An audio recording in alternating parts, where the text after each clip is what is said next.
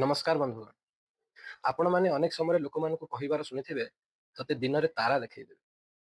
किंतु कोन आपण जानंती अतीत रे हम पूर्व पुरुष माने दिन रे तारा मध्य देखिछंती। जुलाई 4054 ख्रीष्टाब्दर मध्य हमकु एपरि एक तारा देखा जायतिला। ए तारा एते उज्जवल थिला जे दिन समय रे खाली आखिरे देखा जाउथिला। राति समय रे शुक्र ठारू उज्जवल एवं पूर्णिमार जन्म परि छाई भी पकाउथिला। अनेक जापान चाइना एवं अरब एस्ट्रोनोमर माने ए तारा को देखिथिबार दाबी करନ୍ତି। पाखापाखि 23 दिन पर्यंत ए तारा दिन आकाश रे देखा जायतिला।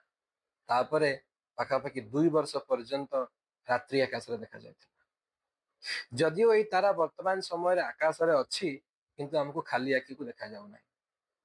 यह एक पल्सार नाम रे परिचित, जहा कि एक प्रकार रो न्यूट्रॉन स्टार। यार व्यास 20 ରୁ 25 किलोमीटर होथिबा समय रे या सेकेंड को 30 थर निज अक्ष चारिपटे आवर्तन करूछ। एई तारा को घेरी रहिछि एक सुंदर निहारिका, जहा सेई समय रे सुपरनोवा रे तयारी हेतिला। एई निहारिका वर्तमान समय रे क्राब नेबुला नाम रे परिचित।